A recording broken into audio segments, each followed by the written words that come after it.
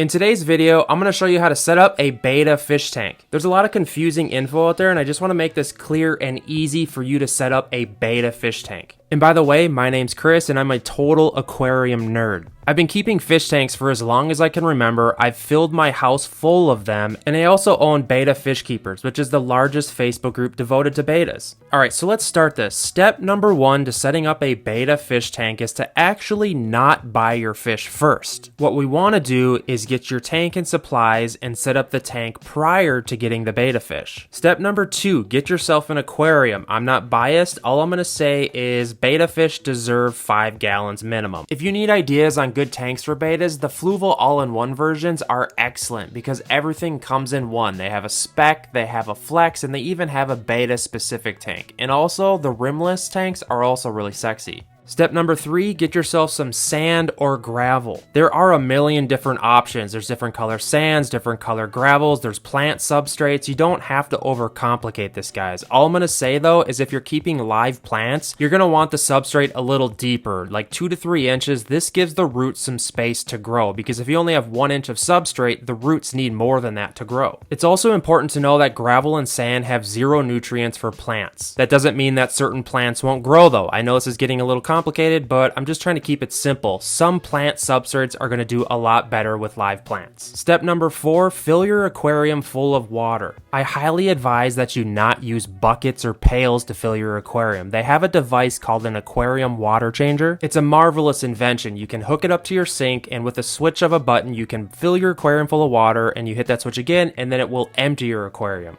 Promise me you will not use buckets because it is not a good long-term strategy. Step number 5, to setting up your Betta fish tank, we have to dechlorinate your water. There's a bunch of different products that do this same thing, they're just branded under different brands. Seachem Prime is probably the most popular and widely used. If you're on a city water supply, you will have to do this. If you're on well water, you do not. Step number 6 is to set up your aquarium filter. I highly advise that you use a sponge filter. Most hang on the back filters are too powerful, and I highly advise a sponge filter. It's the perfect amount of flow for your betta fish. And by the way, there's a bunch of different types of sponge filters. The key takeaway is we're using a sponge filter because they have a lot less flow than any other filter. And that is most ideal for a betta fish. And also, they need an air pump to power them. Step number 7 is to get yourself an aquarium heater, and I would advise a high quality heater. This is one of the products that faulty the most in this hobby, and when taking care of betta fish, the temperature is a huge deal. Betta fish like warmer waters, and the temps need to stay there. So this betta fish tank has sat for 10 hours and the water is cleared up. Now what I want to do is I want to second test the aquarium temperature because the thermostats in heaters are known to be off, and I just advise that you test it a couple different ways. It is advised to keep betta fish between 79 to 81 degrees Fahrenheit. Step number 8 to setting up a betta fish tank is to decorate your fish tank. This is really simple. You can decorate it however you wish. My personal advice would be to add live plants just because if you can create an ecosystem, it's going to result in you doing a lot less aquarium maintenance. And I know some of you guys are afraid to try live plants, but guys, trust me, they're a lot easier than you think. And there's a wide array of different types of plants that don't even have to go in the substrate. Like for example, the plants you see here are known as rhizome plants. These types of plants actually prefer to be attached to surfaces. For example, rocks, stones, woods, and what we're going to be doing is super gluing them to rocks. What I'm getting at is there's a ton of different types of plants in this hobby, and you could excel with all kinds of them. There's rhizome plants, there's floating plants, there's plants that you plant in the substrate.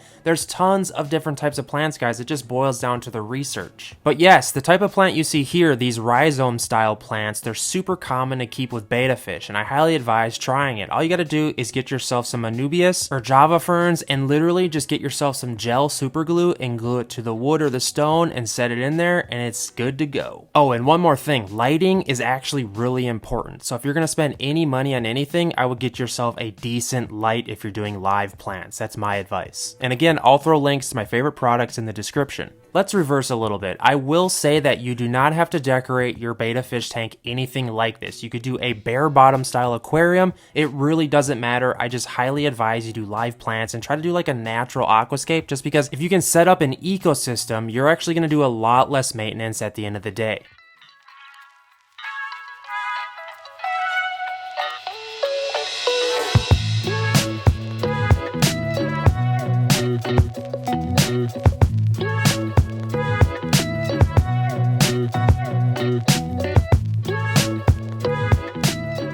Step number 9 is to cycle your aquarium. This is where I lose a lot of people. This is where it gets hot and heavy, so listen carefully. You're going to need an aquarium test kit, and you're going to have to learn how to test the water. There's 4 different ways to cycle a fish tank, but the easiest is to get an established sponge filter or filter pad, just like a chunk of it, and put it inside your filter.